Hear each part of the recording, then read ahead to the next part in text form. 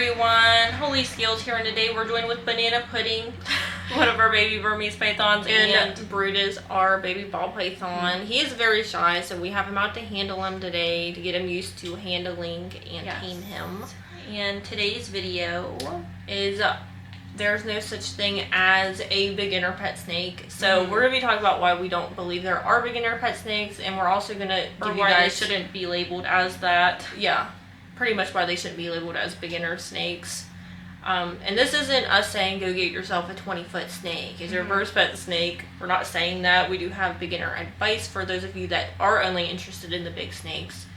But we're going to start off with the main reason why we don't like them labeled as beginner pet snakes, and that's because people will see the term beginner, think, well, I don't need to do the research. They'll go into Petco, see a cute little baby ball python, get a 10-gallon tank, screen top lid, and aspen bedding, which holds no humidity, and next thing you know, you have a lot of problems. They will have problems shedding along with other problems. And I also see a lot of ball pythons with burns because people will put a heat mat on the bottom and won't use a thermostat, and then the heat mats get too hot and will burn the snake.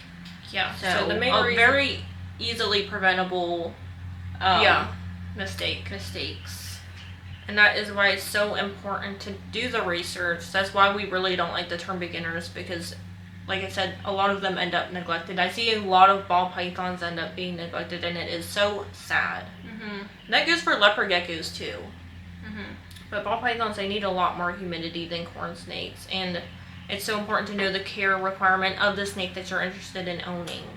Right? And also, like, I think they could be like maybe labeled as low maintenance, but even ball pythons, I think they're higher maintenance than corn snakes because they need more humidity. They tend to be picky, and and that's another thing. I know that the Petco near us will sell like tiny ball pythons like that need hopper mice, live hopper mice. Yeah, it's hard to find a breeder who breeds mice. Yeah, breeds mice. So it's, when you're getting a ball python, it's so important to get them from a good breeder and make sure, if you don't want to breed mice, get one that's already on frozen thawed, or I mean, if you have the time, you can switch them from live to frozen thawed. But I know there are some ball pythons that can just still be very, very picky, and some of them can get stressed very, very easily and stop eating altogether.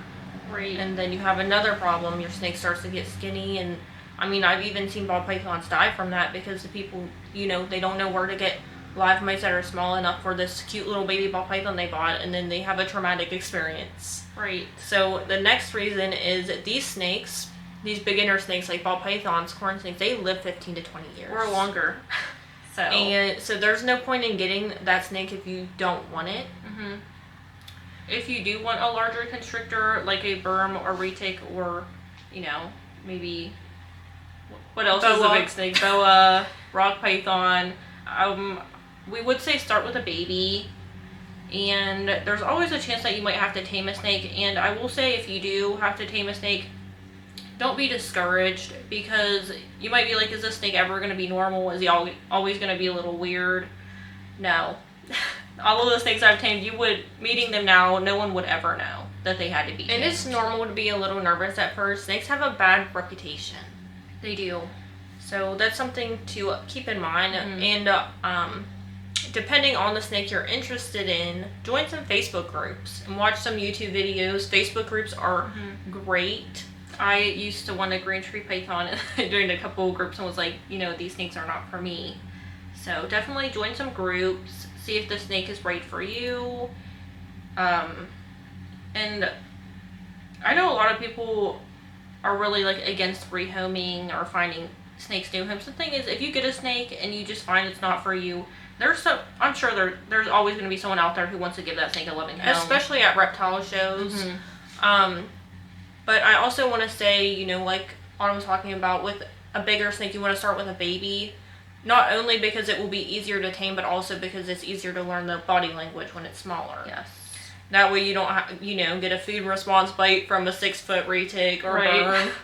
It's so important to learn the snake's body language, watch videos on YouTube, how to tame them. I know there are some sellers that will be like, they're perfectly fine once you get them out, and then next thing you know, 2 months later, you finally tamed the snake.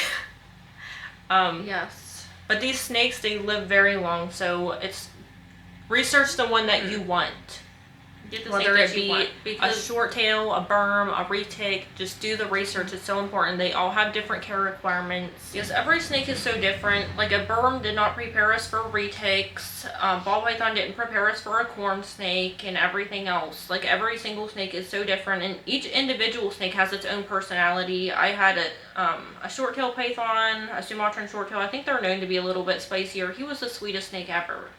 So some snakes are just always friendly. Some snakes you have to tame. Yes, a lot of our baby retakes and berms have been friendly since day one.